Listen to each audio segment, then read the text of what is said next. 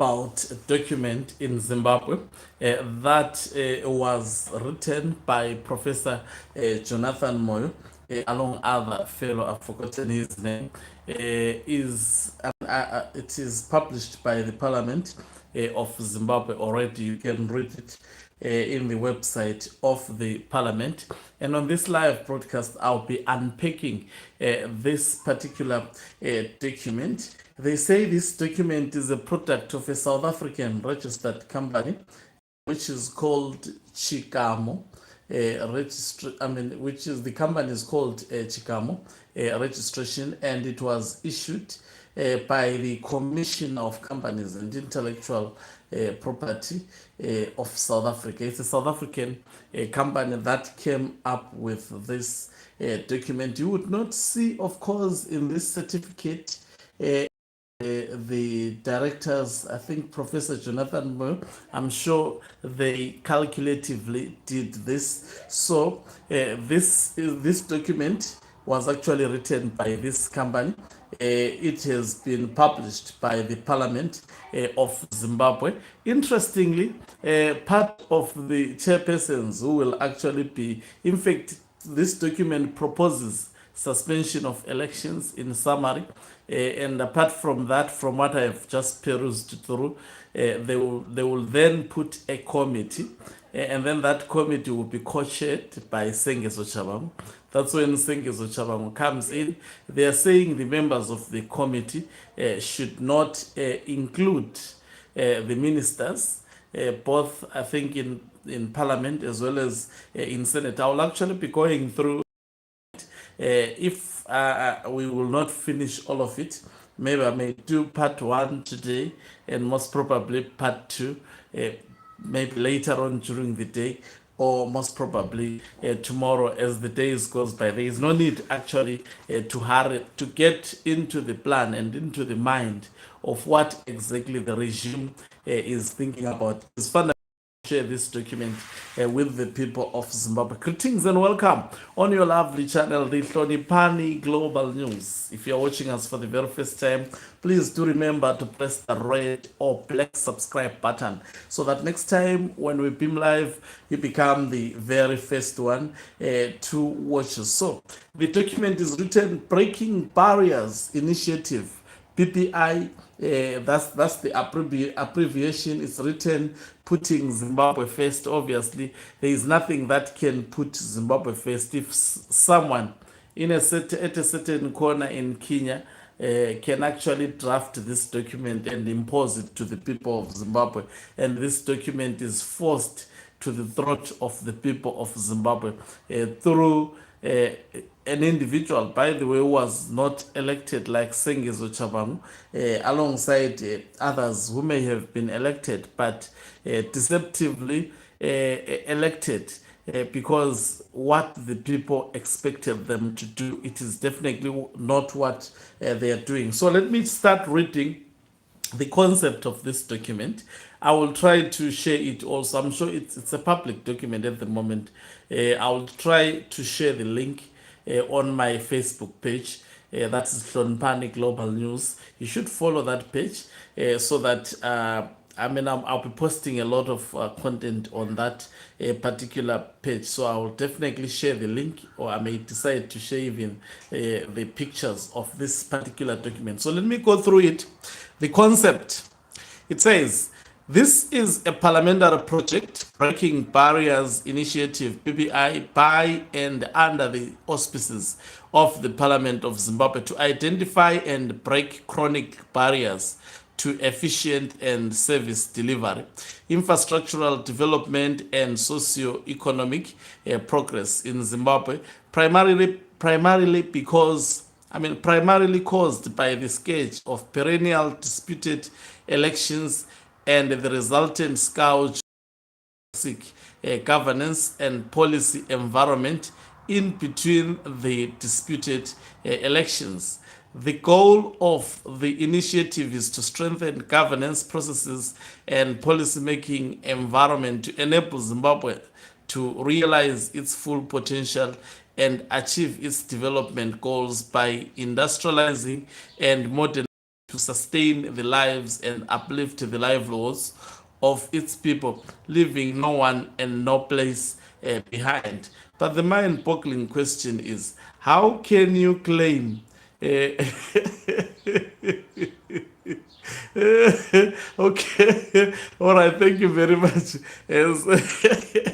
I think I will put it like that. Someone's, I mean, sitting under the tree somewhere in Kenya, writing this document, wanting to force it with a stick into the throats of Zimbabweans, actually masquerading this document as something that is needed by the people of Zimbabwe.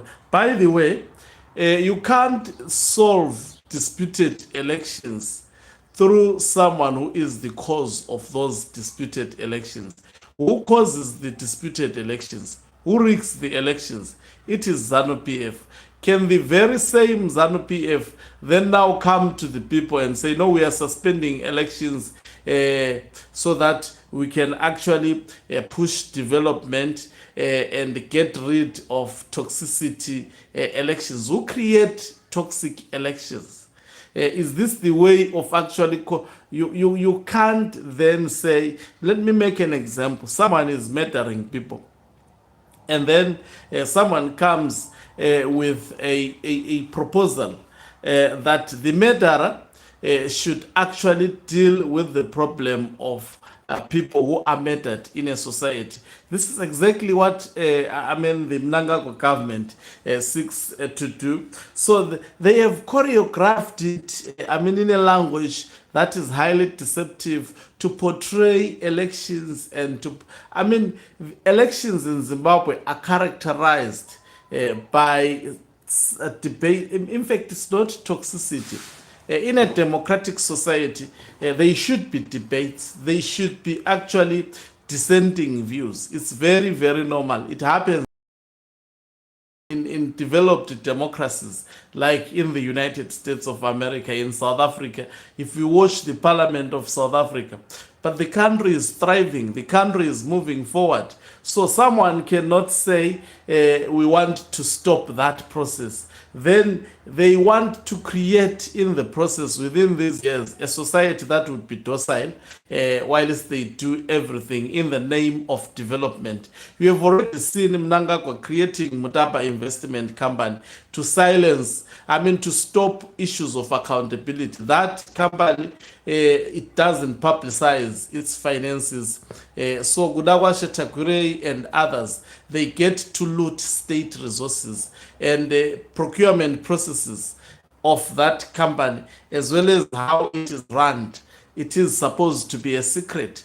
This is, I mean, can you trust such criminals then coming with this particular intervention? They are the problem why Zimbabwean elections, I mean, gets to be toxic. In fact, the chief culprit in making the Zimbabwean elections to be toxic, it is none other than Emerson Tambutso Mnangagwa from 1980. He cannot then become a solution. What he is doing with regards to elections, it's just like this, I mean, mediocrity that doing in Matabeleland, saying they want to solve Kukuraunde genocide in a manner they are doing, sending CIOs.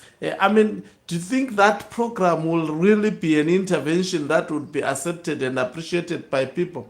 That is mediocrity at its highest level, similar to this concept. In its very introduction, you can see that here people are being played. Let me continue reading. I will be reading and explaining according to my understanding. Now, it says, overall, the initiative seeks to engender a constructive national disposition and a positive national spirit among Zimbabweans in order to foster shared values enshrined in Section 3 of the Constitution of Zimbabwe and to promote a broad-based national consensus, cohesion, and a sense of common purpose solution-making as opposed to problem-making. Specifically, the initiative seeks to enable Zimbabwe to attain an upper middle income status by 2030 and through that process to reset its national ethos and development path by detoxifying the countries hitherto toxic. Listen, what they are saying is toxic elections and their perennially disputed outcomes. Who is causing electoral outcomes to be disputed?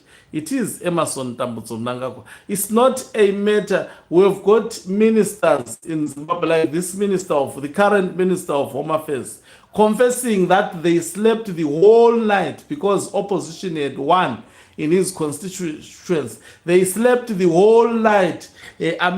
Faking. Writing ballots, voting, and so that they balance the numbers.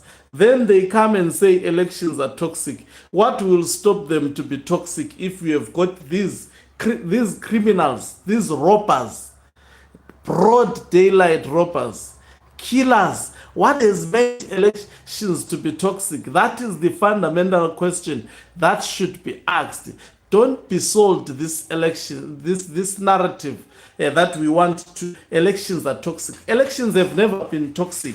It depends who set the environment for those elections to be undertaken.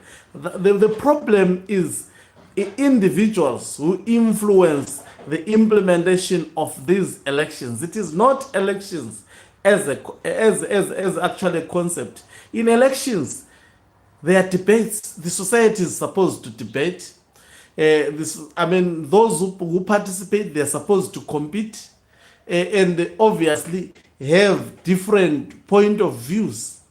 And all those point of views should be clearly expressed to people through various platforms. And this is not allowed in Zimbabwe by ZANU-PF. Do you think these criminals now are going?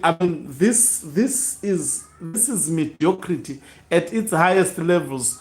Obviously, with decorated words. I was lucky to have started development because they talk of development. Part of actually an environment that is conducive for development to thrive is a democratic environment, is an environment where dissenting voices are allowed.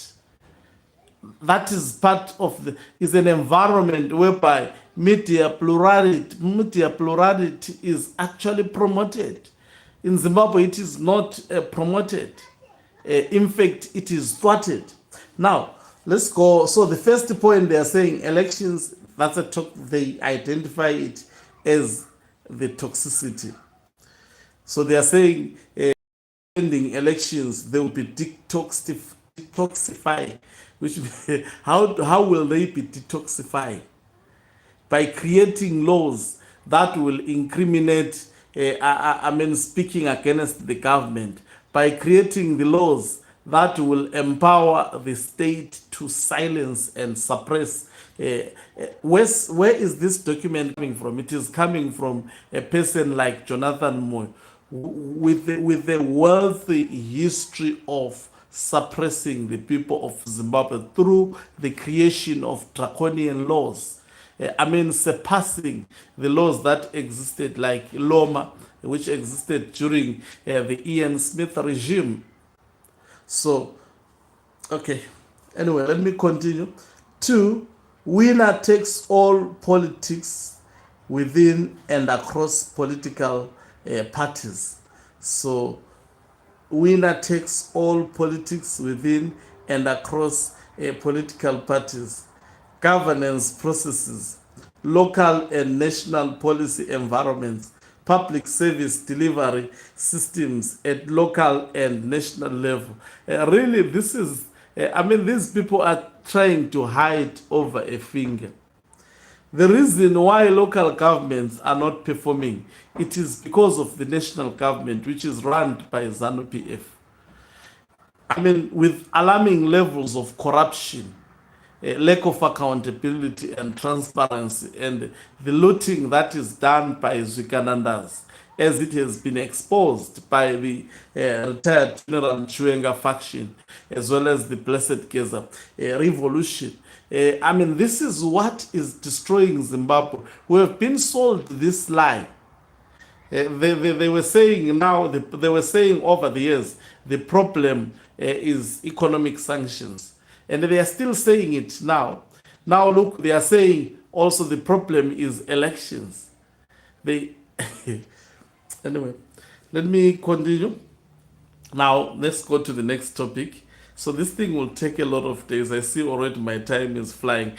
I'll be actually going through it step by step. Let me try to read so fast. A triple-pronged strategy to achieve its overall and specific goals outlined above.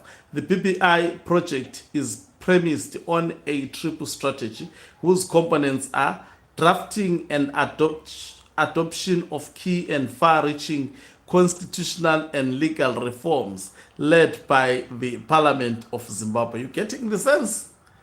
They will come up. This is buying time so that they create constitutional and legal policies that would be an opium to the people of Zimbabwe.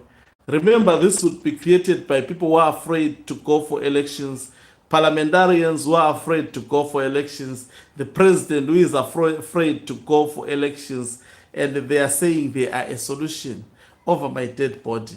Two, a solution finding and solution making type of public engagement through an in-person outreach program in the country's 10 provinces under the auspices of the Parliament of Zimbabwe. I think it's clear. Robust and dynamic multimedia outreach communication across the print, electronic, digital, and social media platforms to support 1 and 2 above. Now, how will social media support, for example, wireless social media? Every time Nangako gets a platform, he speaks against social media. Now, in this document, they are telling the people of Zimbabwe that they will also harness social media as a tool of disseminating as a tool of disseminating this political theory that they are selling. So also remember, Professor Jonathan Moyo is known for crafting very, very dangerous and destructive political theories. So let's continue. Barriers to Zimbabwe's national interest, security, and prosperity. As a solution, the three-pronged strategy outlined above seeks to achieve the overall and specific goals of the initiative by breaking 5 particularly chronic barriers to Zimbabwe's national interest, security, and prosperity. Who said so? Who said so? Now they are putting Zimbabwe's national interest can be framed by 2 people. Someone sitting there in the shade, most probably in the land of the mother-in-law, coming with this document through his phone and saying this is in the interest of the people of Zimbabwe. Now, so they are explaining now the 5 barriers are successive toxic elections with invariably disputed outcomes. Elections are not a problem, I've said it. And who is actually compromising the outcome of elections? It is none other than Emerson Tambuzo Mnangagwa and ZANU-PF. 2, toxic policy-making environments in local government, public service, and public enterprises that lock the country into a perpetual election mode in between elections due to disputed toxic election outcome. Bulawayo's budget, I think it took almost close to a year without being approved because of a ZANU-PF gangster called this Minister of Local Government. This one, whom Blessed Geza said is losing his mind, is Daniel Kawe. Daniel Kawe has been the problem, not giving local authorities. Sometimes, I mean, there is no problem in local authorities because they are actually run by the opposition. Daniel Gawe has been, delaying and suffocating local governments to approve their budgets to run independently and implement certain programs. It is ZANU-PF. So this is an excuse. There is absolutely no toxicity in local government. I've never seen one. Debate in a democratic society is allowed. Opposing each other and not agreeing in a democratic society should not be defined as toxic or as toxicity, as Professor Jonathan Moyo is characterizing it. There is absolutely nothing toxicity. When people are having a national debate and fundamentally different, there are people in this channel who differ with me. It shouldn't mean I should block them. I should be responding to them, insulting them. On the comment section, people are going to say whatever they want. This is a democratic space. Let the people actually express themselves and don't be a god of the people. This is absurdity, and we are presentation of this document so that people are conscientized about what ZANU-PF is intending to do. And thank God now there is social media. We are going to be making noise about this document and making the people to understand so that it is thwarted the moment it sees the light of the day. In fact, it should. And you should also ask yourself this very, very fundamental question. How much money was used to pay this company and to pay Professor Jonathan Moyo? How much money was used? It's a very sad. If we have the members of parliament, the members of parliament should be the policymakers. They should be the ones that are coming with such a document, not some fellow sitting in the shed somewhere in the shacks of Kenya there. Deciding, because now what is the role of these people? Jonathan Moyo was not elected by people. He is a fugitive. He was not elected by the people of Zimbabwe. Why should this fellow now all of a sudden overrides the people who were elected? And because I don't know why in Zimbabwe there is so much glorification of Professor Jonathan Moyo. I wonder. I've never seen anything good out of that chap. I call him a chap because of the way he behaves. Now, 3, rampant. So they are saying these are the problems that makes them to stop elections. Rampant corruption in the delivery of local and public service, enabled by the toxic policy-making environment. You see, they try to run away from the corruption scandals involving Emerson Tambudzo Mnangagwa, involving the chief of staff in the office of Emerson Tambudzo Mnangagwa. They try to run from corrupt activities that have been done under the auspices of the Mustapa Investment Company, which has looted billions of United States dollars, money that was supposed to be used productively to turn the economic fortunes of the country. They would not tell you about these issues, but they are targeting local government. Why local government? Because it is, run by opposition, and that is why they brought a new fake leader to the opposition, Sengezo Chabangu, who is now leading all. That is why I have always said, by MPs, anyway, people have got their democratic right to make a choice that they made. I said it that MPs of CCC as well as councillors of CCC remaining, be it in parliament and local government spheres, under Sengezo Chabangu. You see, decisions would be made by Sengezo Chabangu on behalf of them, and they would be part of the history of people who collapsed the country. They would be. Their names will actually feature prominently. by virtue of associating themselves with Sengezo Chabang.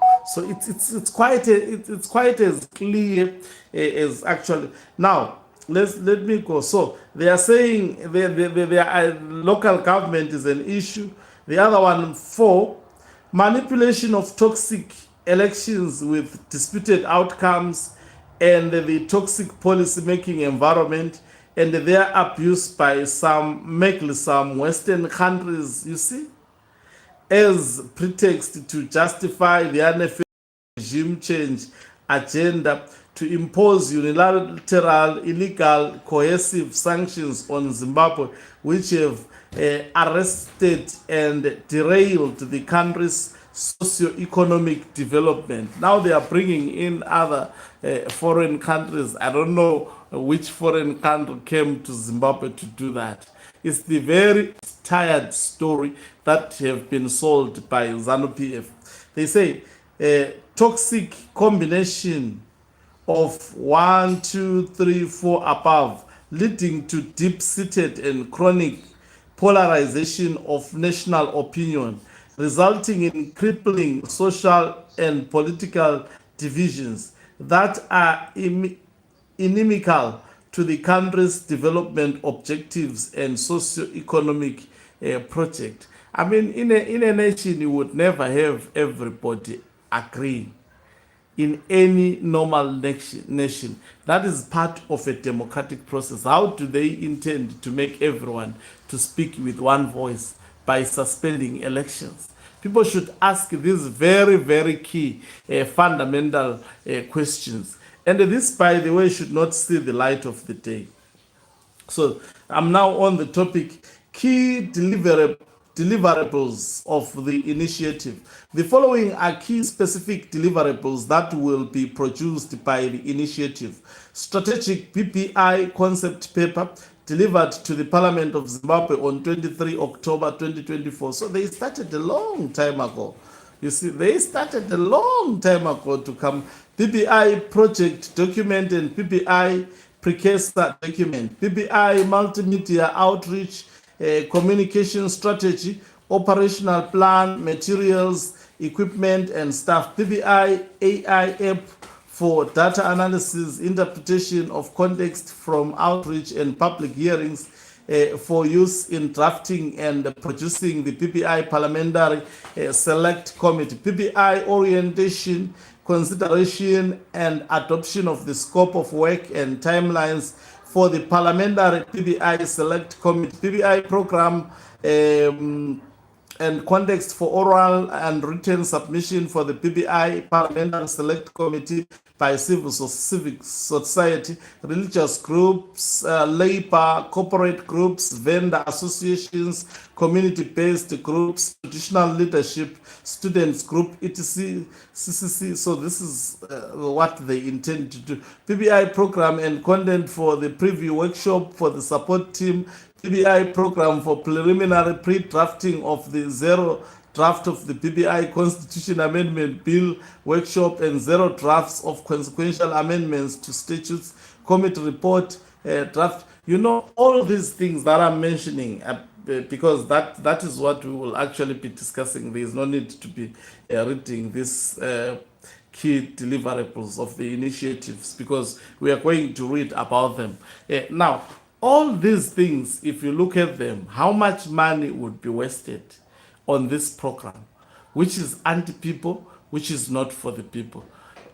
I mean, these committees would be paid, outreach teams would be paid, gatherings that would, and there will be a lot of corruption in this also program, which is anti-people. Is it necessary? Does Zimbabwe have money to spend for this? Why not actually using this money to inject it into industrial development and other development initiatives that the country needs, as in yesterday?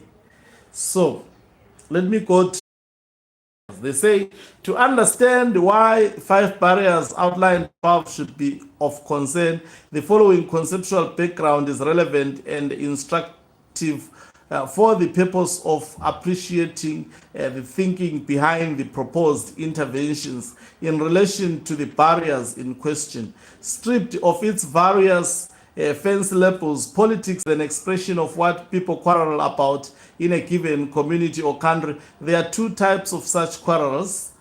Okay, let me hear them. On the other hand, there are common or everyday quarrels about everyday policy choices on issues like who gets what, how, and when, how best to fight ignorance through social services like education, or how best to fight disease through health services, or which infrastructure should be prioritized for funding, or how best to create jobs, and how best to fight hunger and poverty, or to combat corruption, and so on. These type of everyday type questions define policy quarrels about which people or citizens in a community or country can have reasonable or different answers depending on their politics, ideologies, beliefs, opinions, and preferences, which should be resolvable through the democratic politics, ideologies, beliefs. I think I'm reading wrong. Okay, these type of everyday questions define policy quarrels about which people or citizens in a community or country can have reasonable or different answers depending on their politics, ideologies, beliefs, opinions, or preferences, which should be resolvable through the democratic process in general, and in particular through regular multi-party elections. On the other hand, and in sharp contrast to the above, there are some episodic quarrels about enduring non-policy questions, like what is the fundamental law of the land and how is it changed or amended? What is the framework, or what are the rules for choosing or electing local authority or national leaders? What power do elected officials have? What are their terms of office? How are they held accountable? And how do they remain in power or exit from power? What is the framework, rules, and modalities for determining who gets what, how, when, or what are the fundamental or inalienable rights and obligations of citizens, or what are the country's official languages, and so on. These types of questions are not about everyday issues, rather they are foundational or posterity questions that are necessarily long-term, interrogational, and existential, or in a phrase, everlasting constitutional questions. Quarrels over such questions happen episodically, not daily. All hell breaks loose where and when such quarrels are daily. The indisputable fact about Zimbabwe is that it is trapped by the second type of questions arising from the barrier of vicious cycle of disputed toxic elections. This essentially means that the country's everyday quarrels among and between citizens and foundational or existential, such that they cannot be solved by processes like elections, which typically and by definition widen and deepen divisions, leaving the country unable to function normally in between elections. Foundational questions are not policy issues, they are existential and constitutional in nature, and therefore problematic if they become everyday issues over which people quarrel about. But this doesn't make sense. I've said that quarreling, debating in a democratic process is a feature. In fact, it is a feature of a democratic process. So, in simple terms, what this document is trying to say is that Emerson Tambutso Mnangagwa here will cement his power, will cement his authority through this document. In the process, they would be suspending elections, by the way. It would be them calling the shots. By suspending the elections, do you think people are not going to talk? People will still talk. People will still have diverse views. So, this doesn't make sense at all. This doesn't make sense at all. Now, I will actually, on the other live broadcast, because I don't do my videos to be this long, we'll start from page 7 where we'll be looking at their definition of the role of Parliament of Zimbabwe, as well as also looking into PPI, Parliamentary Select Committee, to see that this is a scheme to actually for people to eat I mean, on state coffers. Is this a necessary national intervention created by someone at a certain corner in Kenya and imposed to the people of Zimbabwe? You see, this docility, that is the order of the day to the people of Zimbabwe, will actually, I mean, we will be left with no freedom at all. Because what Professor Jonathan Moyo identifies as toxic, it is not toxic in a democratic society. I mean, we don't want to be led by people who would be telling us what to do and not be in a position to actually argue and scrutinize everything that the government gives to us. Which country is united? That is why there are different political parties. And there is this use of the principle of the political party that emerge through democratic elections. In Zimbabwe, ZANU-PF has failed to conduct democratic elections. That is why, I mean, even in democratic countries, there will always be fundamental differences. Differences exist in any society. I mean, what nature of quarrels, as Professor Jonathan Moyo is putting it, it is not necessary. I mean, once you start now to create a template of political correctness, then that would not be a democracy. You would not be creating a democratic society. In a democratic society, there is absolutely nothing that is politically correct. People are given an opportunity at all the times as necessitated in the let him come back to Zim and implement. The irony is that the person masquerading about being a savior and creating, sorry, I wish I could read that. Let me see if I can get to it. Live chat messages. Okay, let me read what is written by Simon Dennis. Let him come back to Zim and implement. The irony is that the person masquerading about being a savior and creating proper policies and yet crafting divisions. I'm so angry, I can't even type. Yeah, this is really exactly what I've been sharing. Really, Professor Jonathan Moyo has haunted Zimbabwe for a long period of time. It's high time people actually, I think this is why people should have responded to the protest by Blessed Case. If there is anything that, in fact, I think people of Zimbabwe should protest. I think it's high time people protest, occupy the streets, and actually stop this nonsense. This should not go on. Where this country is going, if this is allowed, if Professor Jonathan Moyo can have his way in through this, I'm telling you, we are finished.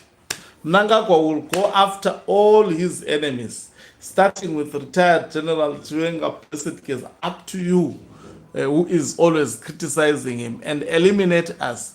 We will see laws of China and Russia being implemented in Zimbabwe, whereby there would be only an opposition which is like that of Sengezo Chabang, and MPs like that of Sengezo Chabang, not normal MPs in real sense. I'm also upset. What we'll do, I think I will have a special program on a daily basis whereby I look into this document, maybe for such a time.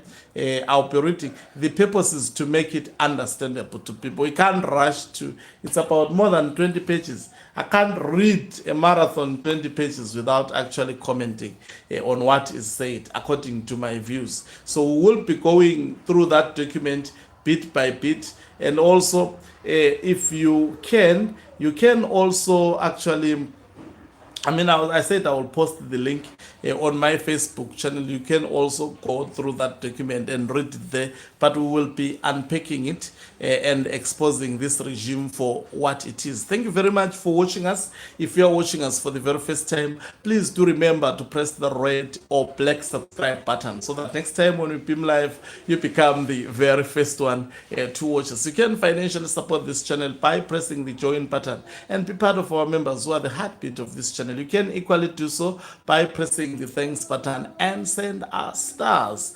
Also do remember to follow my channel on X. We are Unpacking Global News, and also follow my channel on Facebook. We are Unpacking Global News TV. Ogancube Umhlabane is signing off. Let me love and leave you. Let's meet on the other side.